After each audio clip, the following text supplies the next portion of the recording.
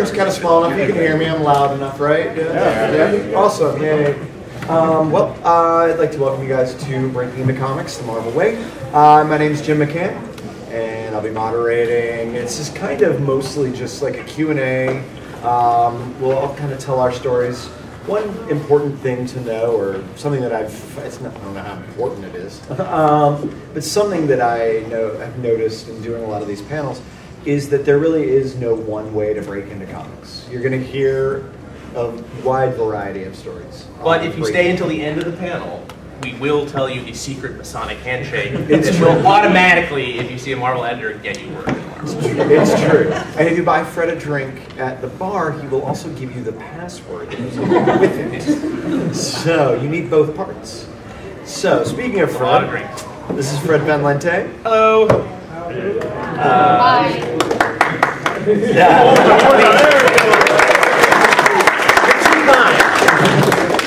All you clap, you're all getting the handshake. The rest of you are going to make it up by the end. Steve Kurt. And Khoi Pham. Both are Fred's homies. They are. As are you. As am I. But they were, oh yeah, we are kind of working together. I know we are. We can't really say that. All roads lead to Fred. It's just true. Shut up and do it, Fred. So what kind of alcohol is that you like? Shirley Temple. Roy Rogers. So I'll just basically start with how I got into comics. Now it's 15 years. 15 years ago, I was hosting a host at Hard Rock Cafe. I saw this guy come up, and he was a grown-up who had an X-Men pin on, and I was like, oh my god, that's so cool. And the lady that was on his arm said, why don't you tell him what you do? And it turned out that it was then Marvel President Terry Stewart. And he said, I'm in college, I would really love to know how to break into comics. My dream is to work at Marvel, and it had always been my dream since I started collecting comics. My dad thought that I was going to sell my collection when I turned 16 to buy a car, and instead I got a really crappy car and kept my comic collection. I told him it was research, and I still have all of those comics.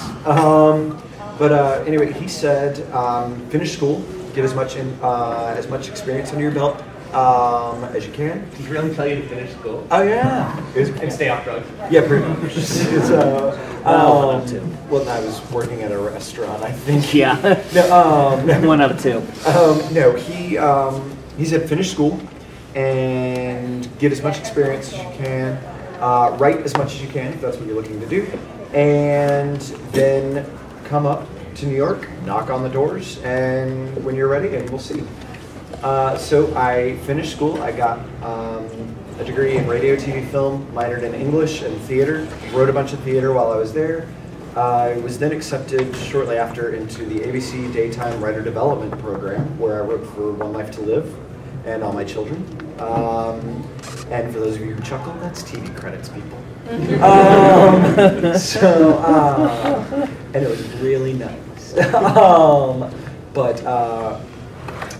I was living in Nashville still, and so I had done as much as I could in Nashville, and I really felt ready, and the TV work was just kind of off and on, and I turned 30 and set my tray down. I was still waiting tables 10 years later, and moved to New York. I sold my house, just took the leap and said, look, I'm going to go to New York and work for Marvel.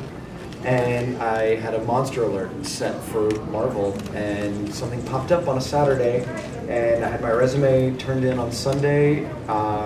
Monday they called me to interview. I interviewed on Tuesday, they offered me the job Wednesday, and I started Thursday.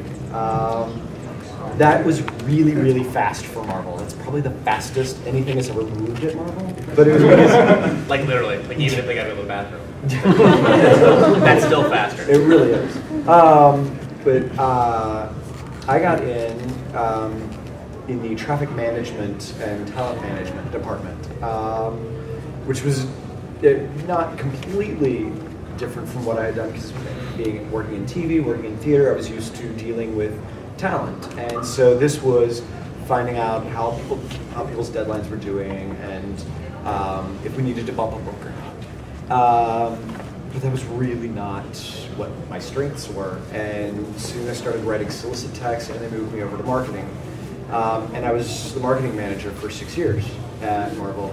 Along the way, I got a chance to write a couple of 8-page stories, and a one-shot or two, and but it wasn't easier for me than it would be for the average person. In fact, it was probably harder because I was working in the office. They had a little bit, it was a little stricter and a little more intense.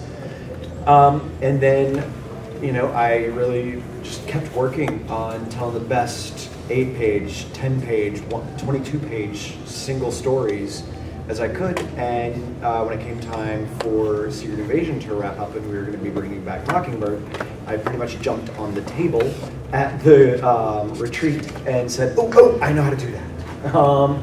And so they challenged me to figure out how to make that work and what it would mean for Hawkeye. And so I pitched New Avengers The Reunion, and once that happened, I went over to consultant, and then about 2 months ago or so, after 6 years, I left Marvel and am now full-time writing with my first ongoing. So yeah, it's been a journey, but yeah, there you go. Your 15-year overnight. Yes, a 15-year overnight success.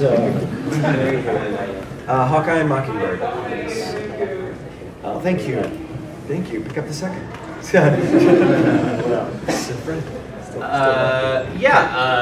I'm Fred Emily, as previously mentioned.